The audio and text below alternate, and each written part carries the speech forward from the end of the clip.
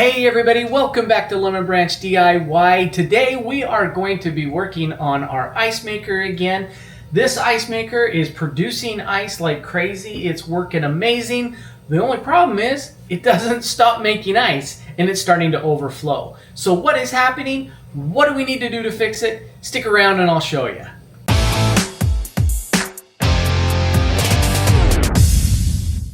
Okay, so what's happening here is there is a thermistor that controls when the ice maker is supposed to shut off. Well, it's malfunctioning. So you can purchase these, there's some aftermarket ones, or you can get them straight from the manufacturer. But I will leave a link down in the description down below. I got this as an aftermarket. This is just an Amazon special. It's got decent ratings, so I'm just gonna show you. It's very simple to put in.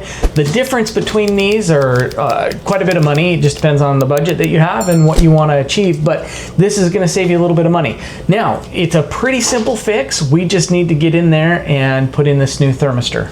Okay, so I've got a KitchenAid Ice Maker here, and as we open the door, you're gonna see that it is just overflowing with ice, and I've had to continue to just scoop a bunch out, but you can see it is really full, and at certain times it is overflowing, like literally pouring out.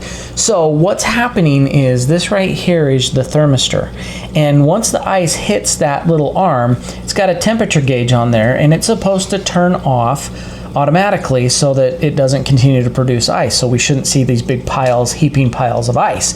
So all we're gonna do is we're gonna replace this guy right here with the new one. So I will show you how to do it. It's actually pretty simple. Some of the older models, it's a little bit different. You have to unscrew this, but the new models, they just pop right off. You just kind of pull down at the bottom and it pulls that right off, and it exposes this whole area here. Now the thermistor is plugged in just right here. You'll see this little clip here, and it's plugged in just like that. So we just need to remove that. We're going to remove some of the ice, and then we'll pull that out, and I'll show you how to do that. Okay, so the first thing I'm gonna do, because you can see it's just producing ice so fast, I'm gonna just scoop a bunch of this ice out so we can get down here to this little thermistor. Okay, so I don't really need to get that much out, just enough to expose how to get this thing out. And you'll see there's just a little nut there. We're gonna take this little bracket off with that one little screw, and that will expose this thermistor.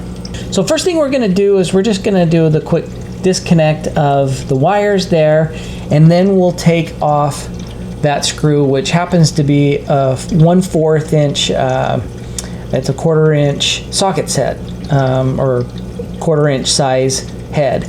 So we'll just go ahead and disconnect that first, and then we'll unscrew down below. So you just pull that thing right off. It's pretty simple to do. You can see how it gets fished back. You can see how it just kind of fits back behind that little bracket there. Now we'll just unscrew the bracket down here with our 1/4 inch. Okay, so we just unclip that guy, and we'll just pull, and we've got it out. So now while we've got it out, we'll just clean up the wall really good. That's what the old one looks like. We'll just install the new one.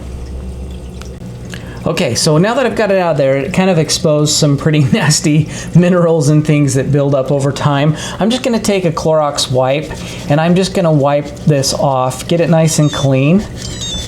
And what you're hearing, that beeping, it just means that the door is open while it's making ice. But I just take a little Clorox disinfectant wipe, and I'm just gonna clean out and around this and get it all nice and clean before we put the whole thing back together again. Okay, so this is the back side of that bracket, and you can see kind of how the thermistor just kind of goes into this bracket.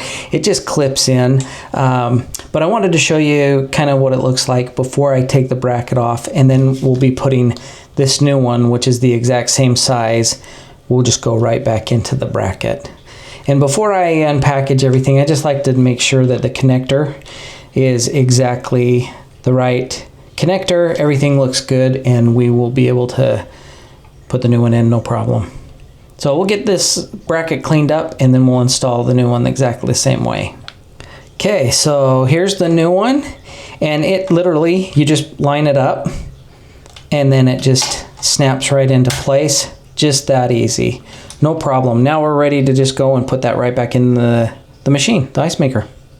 Okay, so this is actually pretty simple to do. All we're gonna do is we're just gonna screw this right back in, and makes it really simple. We'll just put that right back in, and then I'll fish this wiring back up through the little bracket there.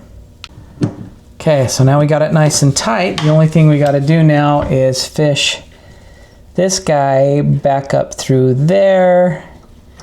Okay, now all we gotta do is just plug this back up into there. So the only thing we have left to do now is just put this little arm back in. And this is pretty easy to just snap right back in just like that. So we're good to go on that. Everything's back in. This thermistor looks really good.